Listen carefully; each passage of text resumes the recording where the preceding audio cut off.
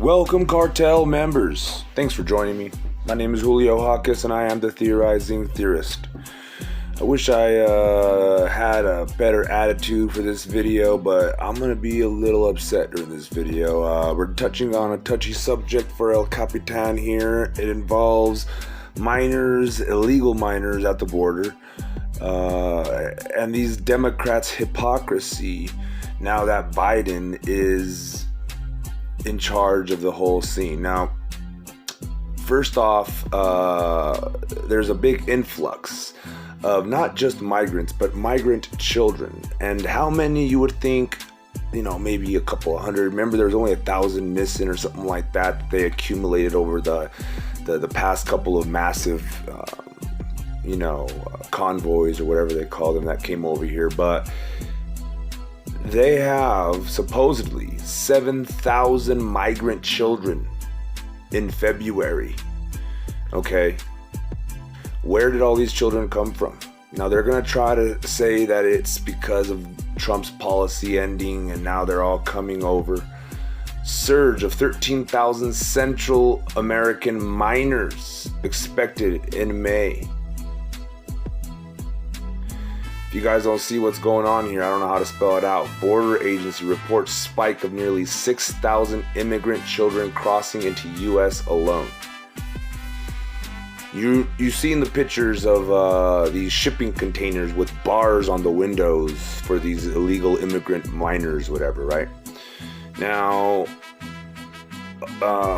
it's obvious to me what they're doing is it makes it easier to walk these kids into these rooms and tell them to wait here and then load them up and send them to the highest buyer.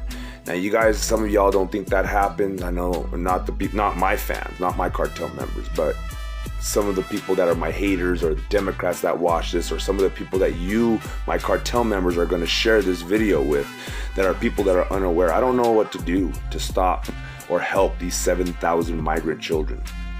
I really don't. I've been sitting here racking my brain. Now the reason I'm covering this is I got a $100 tip, okay, and with that tip came another tip. Somebody tipped me off to some nefarious activities happening here at the migrant detention centers, and the people in charge are some familiar names, let's just say. Now the person that gave me this tip wants to remain anonymous. I thank you from the bottom of my heart for that $100, that C note. It's really, really, I don't even have words for it. Let me get back to covering this story. I'm gonna be covering this story for the next week because it's near and dear to my heart, and I'll explain in the next couple of videos why and all the details. But first, let's start off with a little video I have, and then at the end of this, I'm gonna talk some more. So please stay tuned to the end. Let's watch this video. Glenn, some incredible new information from the investigation into this crash that killed and hurt so many people, including some who were taken here to this hospital for treatment, has the sector chief of the Border Patrol down here saying this case looks like another one of those cases that shows how little regard human smugglers have for other people's lives. The investigation into the crash involving this Ford Expedition, in which 13 of the 25 people stuffed inside it were killed, took a new turn Wednesday with revelations that the SUV and the people inside it may have illegally entered the United States through this hole in the border fence a short time earlier.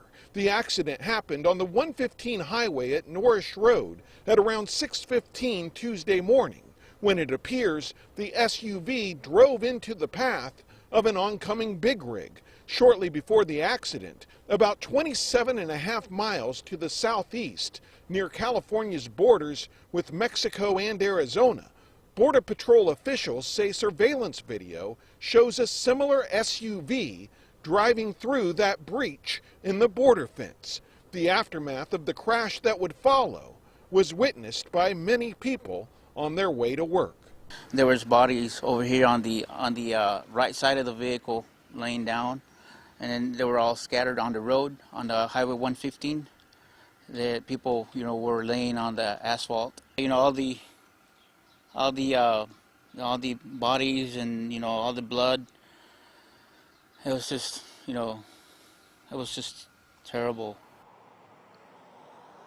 The Border Patrol says in addition to that SUV involved in the accident, surveillance video also showed a second SUV going through that breach in the border fence. That was a Chevy Suburban, but in that case, they say the Suburban caught on fire shortly after it got to the U.S. side of the border. There were 19 people, they say, inside that SUV. They all got out and were all apprehended by Border Patrol agents. For now, reporting live in El Centro, I'm Chip Yost, KTLA 5 News. Remember that limo that crashed a while back that killed like 17 people?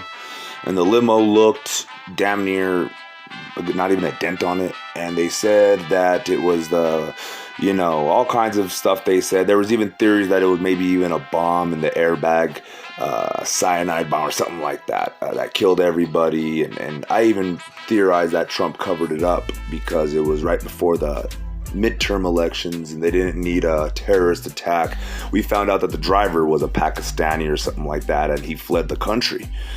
Anyway, that border wall being dropped down like that looked official to me. And we have resources down there watching these walls. That's kind of the whole deal, right?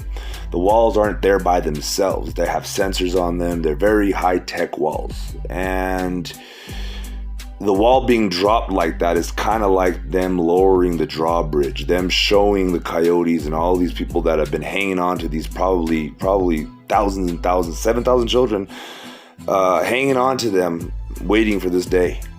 And they're all here now. All these pedovores, child molesters, these sick freaks that want to take these children and do God knows what to, are now, they're lost. I'm a little upset, I have to admit, at Trump for not trying harder, not cheating, not doing martial law. I mean, I really don't know what's going on behind the scenes, but seeing this 7,000 migrant children in the hands of these freaking monsters, it's insanity. These are our children. You know, the person that tipped me off, you know, I've been kind of turning a blind eye to this whole thing because it hurts me to the core. Because I was fighting hard, if you guys know, for Trump because of his policies that he did to protect the Hispanics. The human trafficking came to an end. All the people that were dying in the deserts and were being trafficked. And, you know, Trump was doing a lot of good things that he couldn't really brag about. Including saving children and even the ones he couldn't save, hooking them up with, you know, taxpayer dollars and giving them new lives here.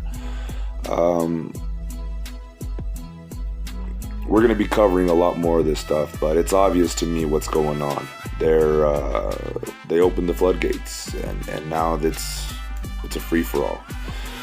Those people that died in that accident, they disappeared them. Anyway, that's all I got for you. You guys know the routine. To God be the glory.